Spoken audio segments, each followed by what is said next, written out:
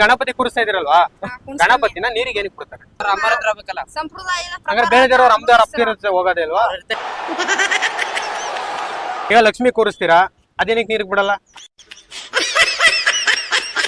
Boat enjoy ಮಾಡ್ತಾನೆಲ್ಲ, boat enjoy ಮಾಡ್ಕೊಂಡ್ ಹೋಗ್ತಾರೆ ಅಂತ. ಗಣಪತಿ ಮುಳುಗಿಸ್ಬಿಟ್ಟು ಹೆಂಗ್ರಿ ಎಂಜಾಯ್ ಮಾಡ್ತಾರೆ? ಕುಡ್ಕ ಗಡ್ಕಂತ ಎಲ್ಲ ಗಣಪತಿ ಕೂರಿಸ್ತೀರಾ? ಕುಡಿಬೇಕು, ರಕ್ತ ಕುಡಿಬೇಕು. ಗಣಪತಿ ಬೋಟ್ ನೀರೊಳಗ್ ಬೋಟ್ ನೀರೊಳಗೆ ಬಿಟ್ಬಿಟ್ಟು ಆಮೇಲೆ ಕೂರಿಸ್ತೀರಾ? ಗಣಪತಿ ಬೋಟ್ ಇವ್ರು ಕುಡ್ಕಂತ ಎಲ್ಲಾಡ್ತಾರೆ. ತೇಲಾಡ್ಕೊಂಡಿರ್ಲಿ. ಎಲ್ಲ ಕಲ್ಪನೆಯಲ್ಲೇ ಇರ್ಲಿ, ಆ ಕಲ್ಪನೆಯಲ್ಲಿ ಇದ್ದಷ್ಟು ಮಜಾ. ದವ್ರಗಳನ್ನ ಹಂಗೆ ಮಾಡೋದು, ದೇವ್ರುಗಳನ್ನ ಹಂಗೆ ಮಾಡೋದು. ನಿನ್ ಅಡ್ರೆಸ್ ಕಳ್ಸ ಏನಣ್ಣ, ಅಡ್ರೆಸ್ಗೆ ಬರ್ತೀನಿ. ಹಂಗ ಶಿವ ಪಾರ್ವತಿ ಲಕ್ಷ್ಮಿ ಅವ್ರನ್ನೆಲ್ಲ ಏನಕ್ಕೆ ಹಂಗ್ ಮಾಡಲ್ಲ? ಯಾಕೆ ಮನಿ ಕತ್ತರ?